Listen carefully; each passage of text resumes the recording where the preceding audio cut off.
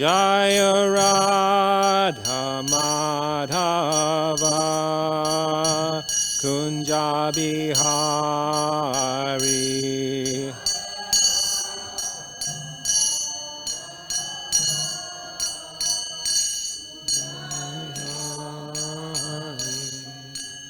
Gopi Jana Vallabha Girvaradari.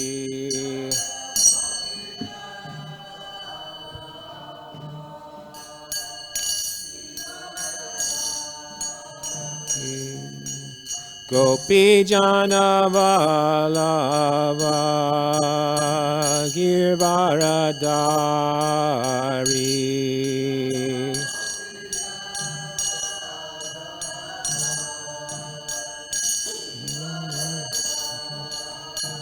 Yasodhanandana Vrajajana Ranjana.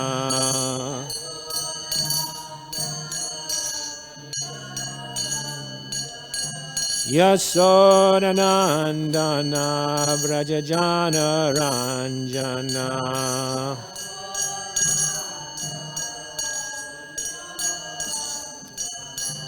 Yamuna Tira Vanachari.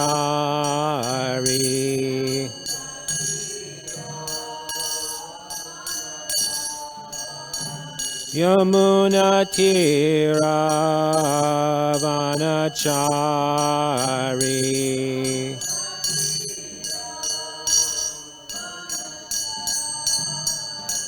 Jaya Radha Madhava Kunja Bihari.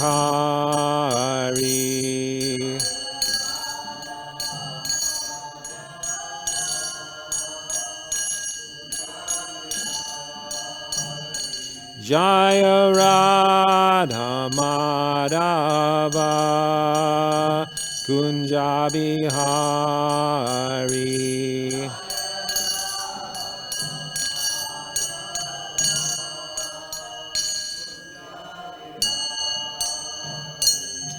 Jaya Om Vishnu Pada Paramahamsa Parivakachar Sotar Shishimad. His Divine Grace A.C. Bhaktivedanta Swami Srila Prabhupada Ki Jai. Anandikoti Vaishnava Vindi Ki Jai. Namachar Srila Haridas Thakur Ki Jai. Prem Zagaho Shri Krishna Chaitanya Prabhu Nityananda Shri Advaita Gadadara Shivasari Gaura Bhaktivinoda Ki Jai. Shri Shri Radha Krishna Gopi Gopinath Shama Kunda Radha Kunda Gita Govardhana Ki Jai. Vrindavan Ki Jai, Navadvip Dham Ki Jai, Ganga Mai Ki Jai, Yamuna Mai Ki Jai, Tulasi Devi Ki Jai, Bhakti Devi Ki Jai, Samveda Bhaktivinoda Ki Jai, Gaur Premanandi Hari. All glorious and assembled devotees, all glorious assembled devotees, all glorious to the assembled devotees, all glory to Shri Shri Guru and Gauranga.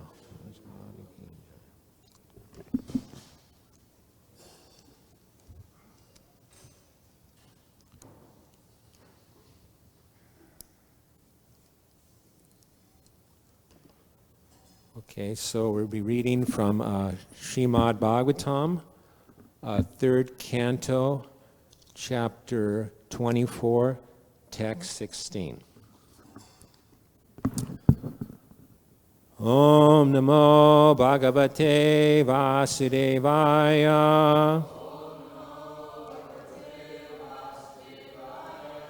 Om Namo Bhagavate Vasudevaya. Om Namo Bhagavate Vasudevaya.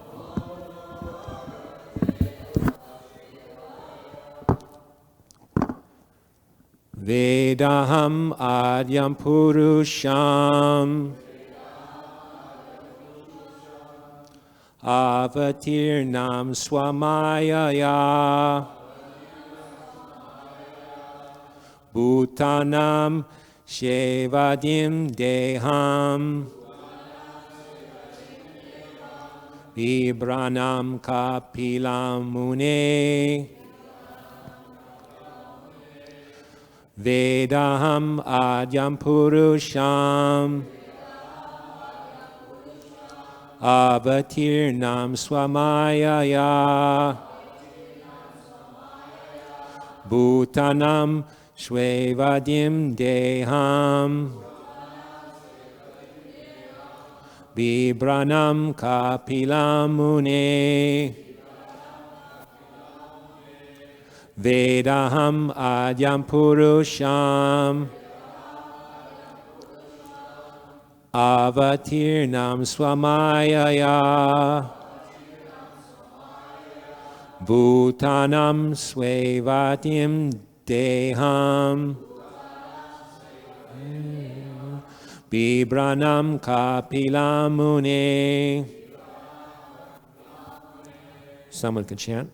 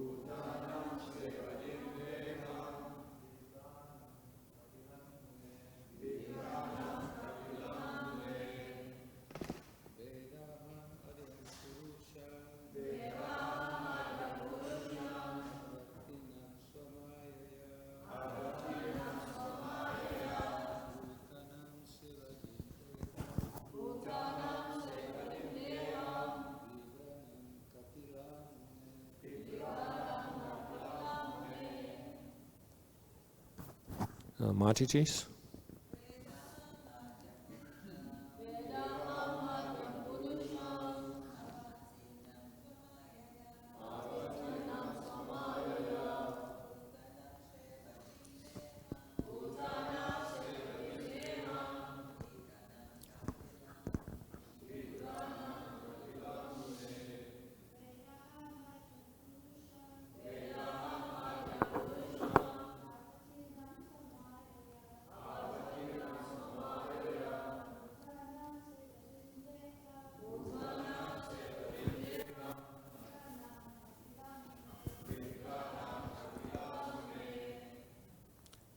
Word for word. Veda, no. Aham, I. Adyam, the original. Purusham, enjoyer. Avatirnam, incarnated. Swamayaya, by his own internal energy. Bhutanam, of all living entities. Sevatim, the bestower of all desired, who is just like the vast treasure. Deham, the body. Babranam, assuming. Kapilam, Kapila Muni. Mune, O sage Kardama.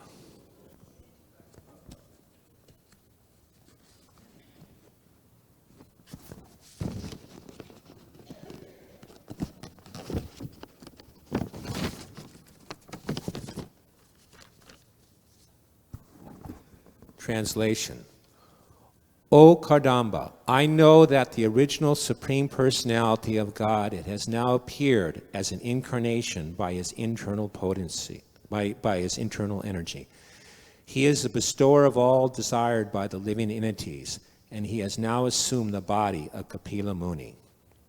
Purport by His Divine Grace, A.C. Bhaktivedanta Swami Srila Prabhupada. In this verse, we find the words Purusham Avatirnam Swamayaya. The Supreme Personality of Godhead is everlastingly, eternally the form of Purusha, the predominator or enjoyer. And when he appears, he never accepts anything of this material energy. The spiritual world is a manifestation of his personal internal potency, whereas the material world is a manifestation of his material or differentiated energy. The word swa-maya-ya, by his own internal potency, indicates that whenever the Supreme Personality of Godhead descends, he comes in his own energy. He may assume the body of a human being, but that body is not material. In Bhagavad Gita, therefore, it is clearly stated that only fools and rascals, mudas, consider the body of Krishna to be the body of a common human being. The word sevadim means that he is the original bestower of all the necessities of life upon the living entities. In the Vedas also it is stated that he is a chief living entity and that he bestows all the desired necessities of other living entities. Because he is the bestower of the necessities of all others, he is called God. The Supreme is also a living entity. He is not impersonal. As we are individual, the Supreme Personality of Godhead is also individual. But he is a supreme individual. That is the difference between God and the ordinary living entities. Nama Om Vishnu Padaya Krishna Bastaya Bhutale Shrimati Bhaktivedanta Swami Niti Namane Namaste Saraswati Deve Gauravani Pacharne Nirvisesa Sunyavadi Praschatya Deshatarne. So in this purport, Srila Prabhupada mentions that Krishna is the predominator or the enjoyer. So in this whole creation, there's only one enjoyer, Krishna, and we are the enjoyed. And it's our constitutional position to engage in his service, to be cooperators. In this way, we can become happy. Just like by serving food to the stomach, then automatically all the senses become enlivened. But if the senses want to independently try to enjoy, then they simply become frustrated. Just like Srila Prabhupada gave an example, if I give a rasgulla to my hand and my fingers try to crush it and try to enjoy it, then they'll simply be frustrated. And he also gives the story of the senses. The senses were thinking that we are working so hard to give food to the stomach, but the stomach is simply lying there and not doing anything. So let us go on strike. So in this way, the senses went on strike, but after some time, they were becoming very weak. So they called another meeting together and they decided actually we should supply food to the stomach. So in this way, they were able to gain strength again. In this way, they could actually they could enjoy. So enjoyment is there, but we are trying to enjoy in a wrong way, and therefore people in this world are never happy. They're always frustrated. They're trying to satisfy this body, but this body is simply meant for suffering. Therefore, they are frustrated. Simply birth, death, old age, and disease. These are real problems, and if we can't solve these problems, what's the question of there being any happiness? This is not possible.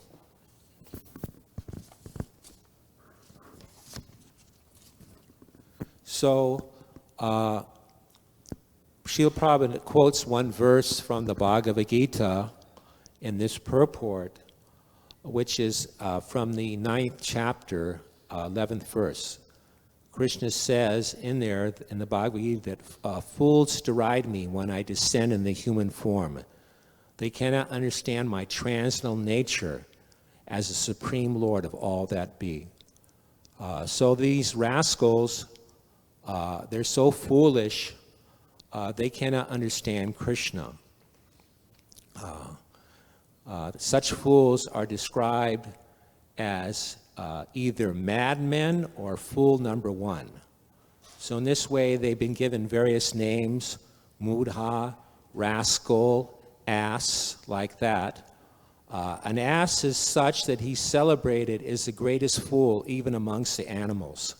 So the materialists, they're considered in this way simply foolish animals. So Krishna appears among the human beings, but he is not a common human being. He is the Supreme Personality of Godhead. And his body is called Manushim, which means, although he appears as a human being, he appears to have a body that is material, it is not material. He appears as a friend of Arjuna. He appears as a politician trying to rectify the situation with the Kauravas and the Pandavas on the battlefield of Kurukshetra. But his body is eternal, full of knowledge and full of bliss. It is stated in the Vedic literatures, Krishna is referred to as Sat Chit Ananda Rupaya Krishnaya. I offer my respectful obeisances to the Supreme Personality of Krishna, who has an eternal blissful form of knowledge. So, despite all these transcendental qualities of Krishna, the fools, they cannot understand him. They cannot understand him. They cannot understand that he is the Supreme Personality of Godhead, and they cannot understand his internal potencies. So they think he is merely a powerful man and nothing more. But Krishna is the Supreme Personality of God. It is stated in the Brahma Samhita. Ishvara Parama Krishna Satchidananda Vigraha Anadir Adir Govindam Sarvakarna Karnam. Krishna, who is known as Govinda, is the supreme controller. He has an eternal, blissful, spiritual body. He is the origin of all. He has no other origin, for he is a prime cause of all causes. So Krishna is the supreme controller. There are many controllers, so many controllers. Somebody could be the controller of their family, but when he goes to a work at his job, he's no longer the controller. Above him, there's another controller. And above the controller of the factory, then the government is the controller of him. The local, the state, the federal government. In this way, you trace it back farther and farther, and then you reach the supreme controller. So that's the position. Everybody could say, I'm the controller, but nobody could say, except for Krishna, nobody could say that they're the supreme controller. So Krishna is the supreme controller, and if we surrender unto him, then we could be free from the material energy. Krishna says this in the Bhagavad Gita, that this material nature is very difficult to overcome, but those who surrender unto me, they could easily cross beyond it. So Krishna, he's the master of the material energy. So if we surrender unto him, we can be released from this material energy. So in this way, Krishna, he could free us from material energy, and he also creates the material energy. He creates the material creation, he maintains it, and he annihilates it. So how is it that such a person who could free us from the material energy and who creates everything in this material creation, how could he be like us? This is not possible. So in this way, the mudhas, they cannot understand this. So Krishna, he performs so many wonderful activities, and the materialists, they cannot understand this. Therefore, they are called mudhas, or fools. Just like Krishna, he lifts Govardhan Hill, he kills so many demons. So in this way, they cannot understand him because they are very unfortunate. And the materialists, or specifically the Mayavadis, they think that God is impersonal, he has no form. Just like they quote from the Srimad Bhagavatam, 3rd canto, 29th chapter, verse 21, saying that God is in every living entity. Therefore, they think that God is impersonal. But Jiva Goswami and Vishnu Chakravarti Thakur mentioned that this means that Krishna is, in his manifestation, is as a super soul, the Paramatma, is in every living body. In this way, we should see that Krishna is in every body, and we should respect every living entity. Not that, as mentioned in the Prabhupada mentions how the third class devotee, he simply sees the deity in the temple, but he does not respect other living entities. So in this way, he cannot make advancement, cannot make really any tangible advancement in spiritual life. One has to see that the Supreme Lord is situated in every body. Therefore, this body is considered to be like the temple of the Supreme Lord. Therefore, as one offers respect to the temple, one should offer respect to every living entity. In this way, no living entity should be neglected. We should be respected and never neglected, like that. And also the materialists, the Mayavadis, they also say that since God is everywhere, there is no need to go to the temple. But if God is everywhere, isn't he also in the temple? So in this way, they present so many foolish arguments. So Krishna is all-prevailing. He is situated, although he is situated in his own abode in Goloka Vrindavan, he is also, and he has nothing to do. He is also situated in this material world by his expansions and by his manifestations of his different energies. Just like Prabhupada gives the example of a man who is in charge of a big factory. Although he is situated in his office and he has nothing to do, everything, he just gives directions and everything is done automatically. Similarly, although Krishna is simply engaged in pastimes in the spiritual world, he has nothing to do, no work, he doesn't have to go to the factory. Still, everything is done automatically. So in this way, the materialists, the fools, they have so many weird understandings.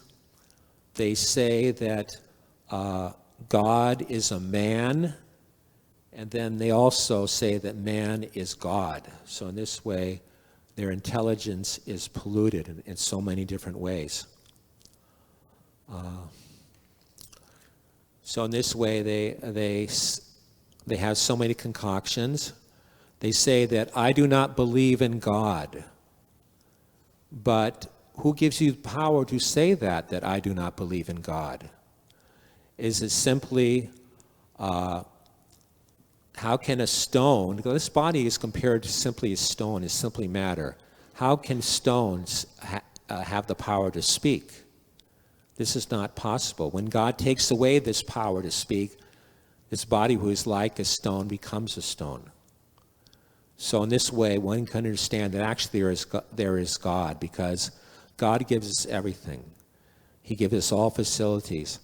If our hand is working, because God gives that potency to work the hand, but if the hand is paralyzed, sometimes we become paralyzed, and one hand could work and the other hand cannot work.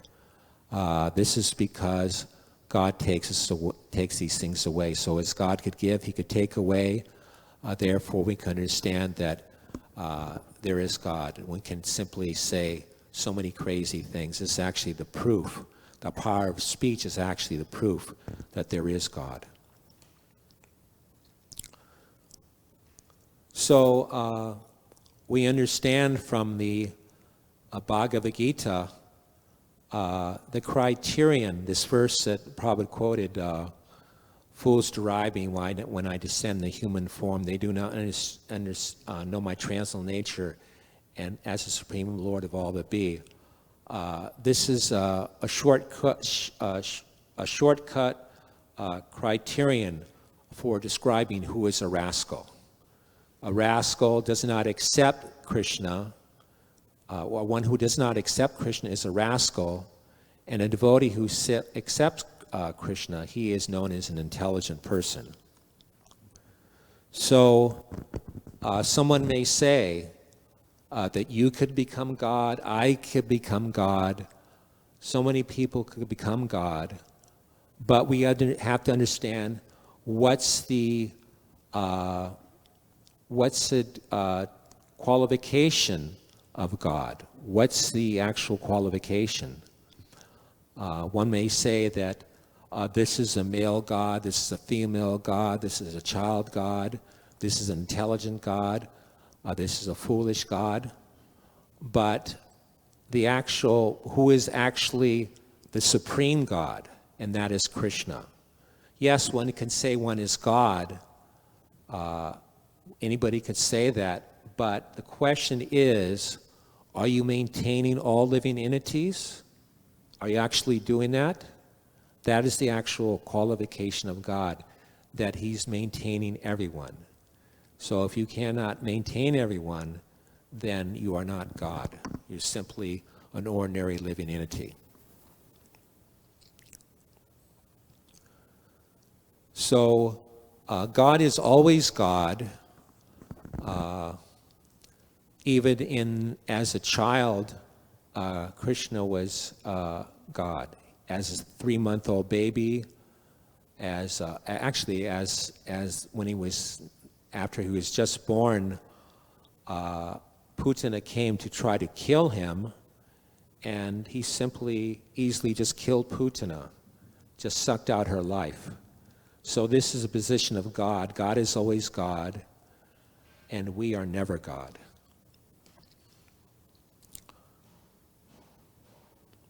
So Krishna is always there as the Supreme Personality of Godhead. He performs his wonderful activities.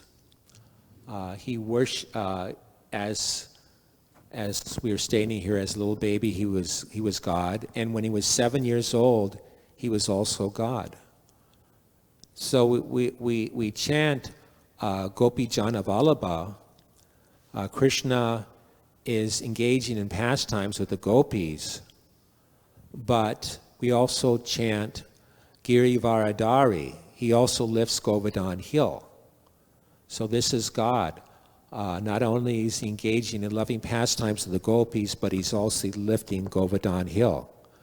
So he showed the gopis, I'm showing you that, yes, I am God. I'm giving you protection. But the living entity, he may say that he's God, performing his so-called pastimes with so-called gopis, but he cannot lift Govardhan Hill. This is not possible. This is only possible for the Supreme Personality of Godhead. So we have to become purified in order to go back to home, back to Godhead. So there's 2 processes of purification. One is by attaining knowledge, one surrenders unto Krishna. as is stated in Bhagavad Gita in the 7th chapter, verse 19, that after many births and deaths, he who's in actually knowledge surrenders unto me, knowing me to be the cause of all causes and all that is. Such a great soul is very rare. So, after many births and deaths, by cultivating spiritual knowledge, one will actually come to the platform of understanding Krishna, and then one can surrender unto him. But this process is very lengthy, and one has to spend so many lifetimes, lifetime after lifetime, taking birth, dying, on and on and on and on.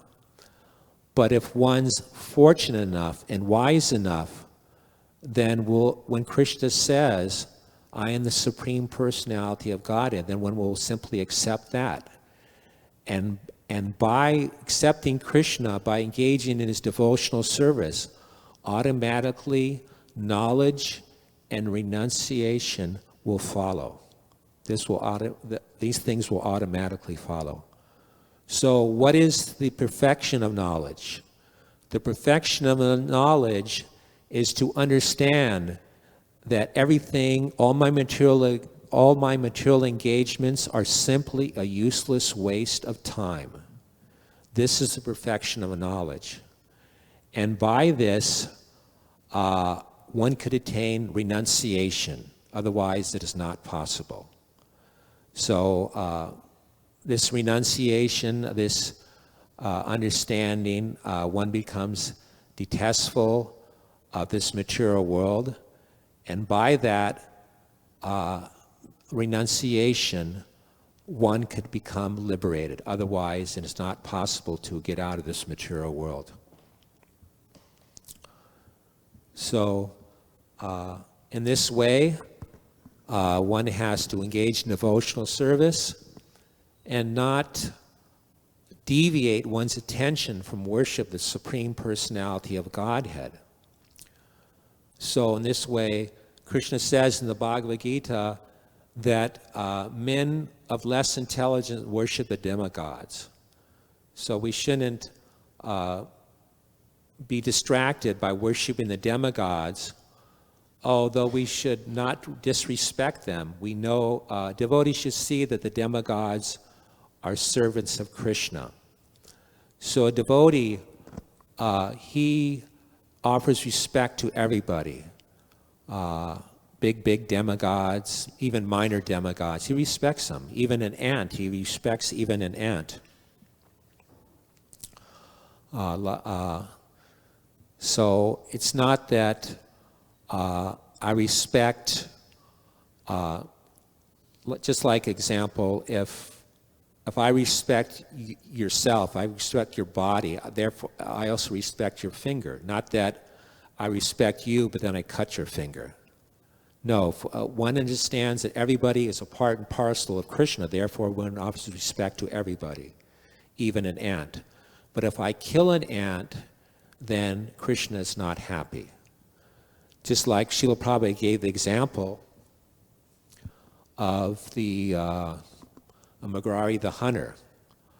Magrari the hunter was engaging in killing animals. And not only would he kill animals, but he half-killed animals. So in this way, they would die very slowly. So when Narada Muni saw this, he was very unhappy, and he told Murari the hunter to simply, if you're going to, this is a great sin to have them die very slowly. It's better that you just kill them at once. And the hunter,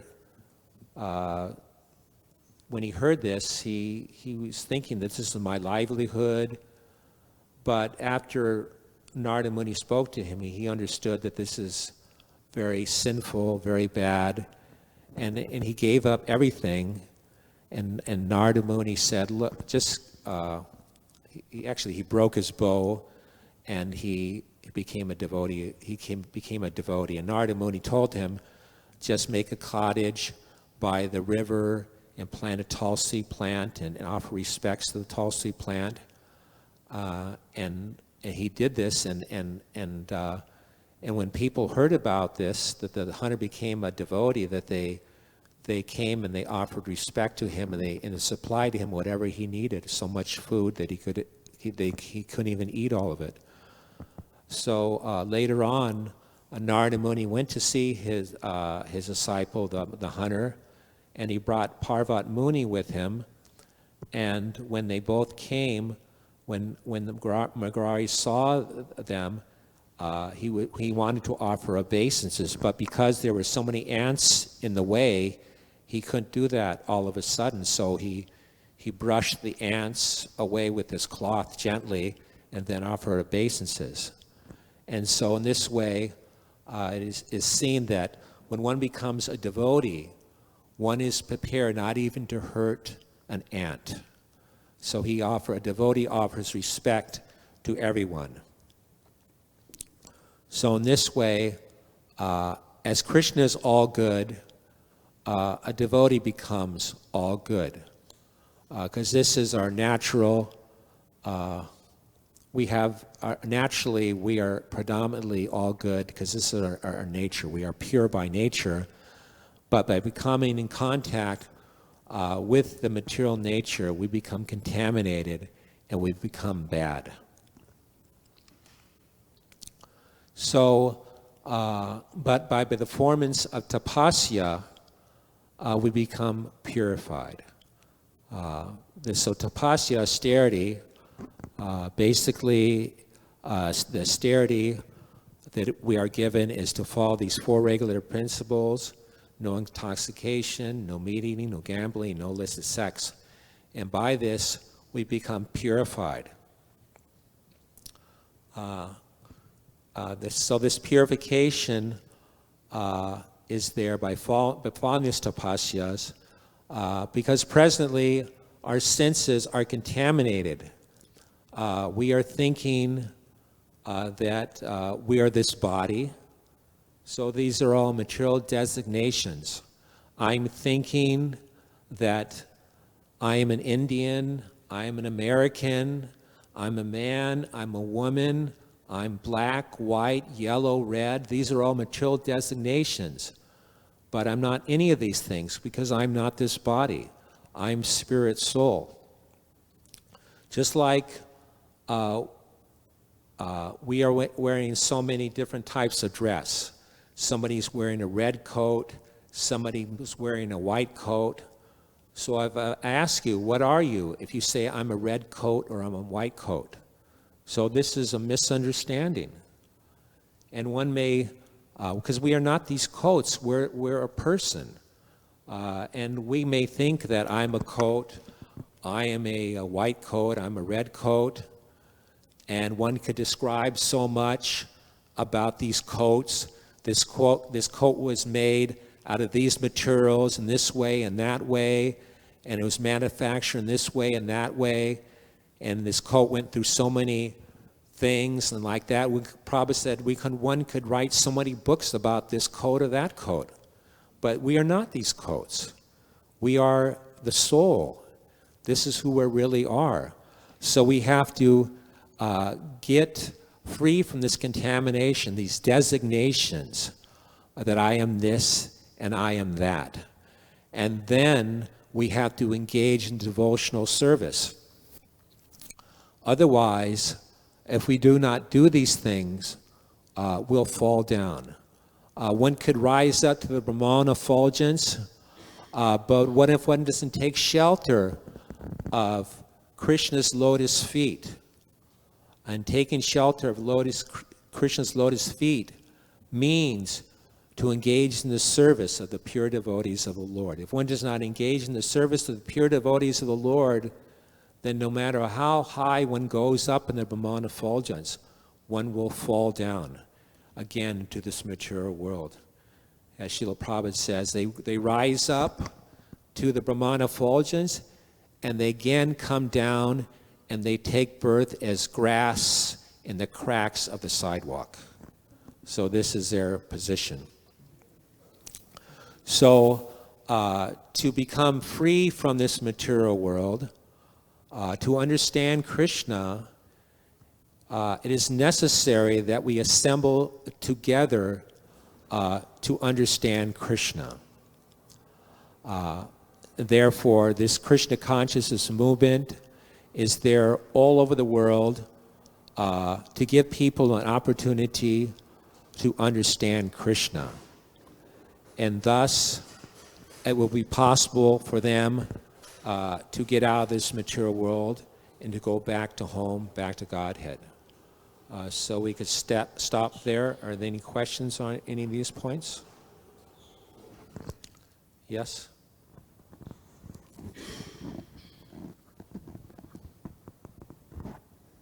Hare Krishna Prabhuji, nice class, thank you very much. So in the translation it is said that the Lord is the bestower of all that is desired by the living entities. And the purport also basically Prabhupada says that the God bestows the necessities for the living entities, right? Yes. So basically let's say that, I have a desire, like let's say for example I want to get more money. That's a desire I have. It's basically the necessity, right? So I have two choices. Either I can go to a demigod or pray for money, or I can go to Krishna and pray for money, right? So basically what I'm having is a material desire, and I have two choices. So when I go to demigod, basically demigods are also like material living entities. They're not like supreme person, right? So they can bestow, and I can influence them. I can pray, and I can, request. But let's say if I go to Krishna and ask the same desire, right? So if Krishna bestows or fulfills my desire, that basically means that I am able to influence Krishna with something which is material. But Krishna is transcendental. So if Krishna is bestowing the material entities' desires, and that basically implies that he is being influenced by material energy, then how can Krishna be transcendental at the same time bestow something and be influenced by material desire? So what's your question exactly? Yeah, so the question is that how can Krishna be influenced by material desire, by the prayer of a person who is having a material desire, if he is transcendental? He's not influenced. He tries to, in a way, Krishna he helps everybody who prays to him. So if a devotee prays to Krishna, then he'll fulfill his desire in such a way that he'll become Krishna conscious. So in the Bhagavatam it's stated if he has desires, if he's full of desires, has no material desires, then one should worship Krishna. So in this way, one will be purified. That's the best recommendation, is to worship Krishna. Although I remember one class Prabhupada though he said if one wants sex life, better just one worship Indra, not worship Krishna. He said like that. But anyway, the point is, the basic recommendation, one should worship Krishna, and then one become purified. And Krishna has to satisfy everyone. He has to, like Prabhupada said, one has to serve. The thief is thinking, help me, Krishna, steal from the householder, and the householder is thinking, help protect my possessions, Krishna. So he has to satisfy both. So and also the devotees, like for the devotees, I mentioned in the Krishna book that Krishna gives the devotees what they need for their devotional service. So the karma may be there to get so much suffering or to get so much enjoyment. But for the devotees, even for the neophyte devotees, Krishna will give them what they need to help them advance in Krishna consciousness. So it's a very elaborate subject matter. We could go on speaking for hours like that. Thank you. Okay, anybody else have any questions on these points? He also mentions in the second canto of Bhagavad Gita that even when you choose to worship the demigods, the ultimate beneficiary is Krishna, because he's the one who empowers or assigns, through Krishna, the demigods, whatever benefit they give you is actually sanctioned by Krishna. Yeah, Krishna supplying, he's a supplier for everyone. So better just to worship Krishna. That's the recommendation.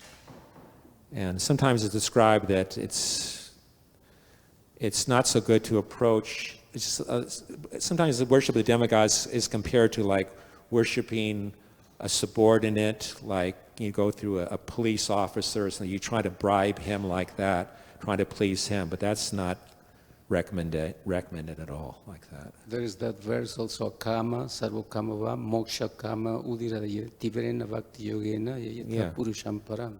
Once you worship Krishna, you know. Yeah.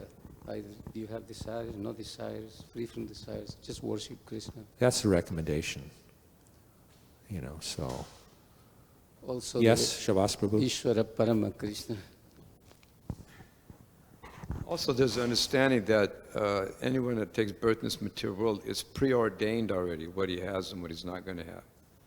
So, regardless of what anybody prays for, it's already predestined what his situation will be.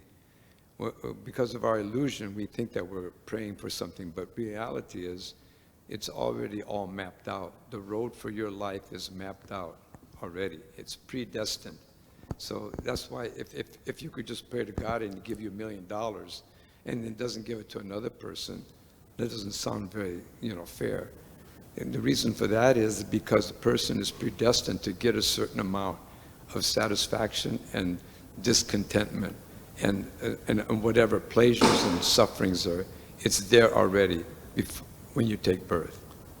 Yeah, that's there. That's a general understanding or the general situation. But also, as stated in the Bhagavad Gita, there's the 5 factors of action: the place, the senses, the endeavor. So one may get predestined to get so much wealth, but if what is an endeavor for it, then one won't. Like I may give you a check for $1 million.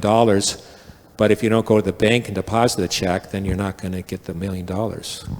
So, yeah, that's there, as a general, and as a general rule, that's there. But we have to also consider the 5 factors of action. The only thing that can really change your life is you become a devotee. If you surrender to Krishna, then you can change your predestination. Yeah, that's Otherwise, there. you cannot. So, everybody's praying to God for everything. It doesn't matter who you are. Everybody's praying for something from Krishna. Yeah. But it's already going to be there. Whether you pray for Krishna or you don't, it's going to come. There's a lot of people that are not praying to God and they're getting multi-billions of dollars. Yeah. Because it's predestined. The only thing that can change your existence in this material world is if you become a devotee. If you actually surrender to Krishna, then your life can change. Yeah, otherwise you're simply being pulled by the 3 modes. Yeah.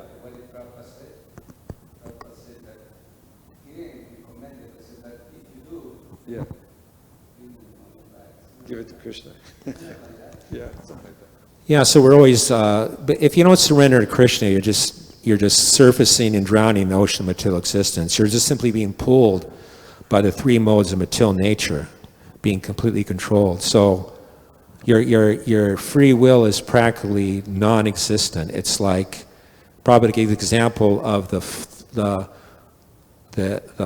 like the moth flies through the fire, so it just gets completely destroyed. So, yeah, until you attain Krishna, you're just being dragged like an animal from one place to another. See, like you're taking birth in a material world, just like all of us as Westerners. We grew up in a family that eats meat, ghastly things, drinks crazy stuff.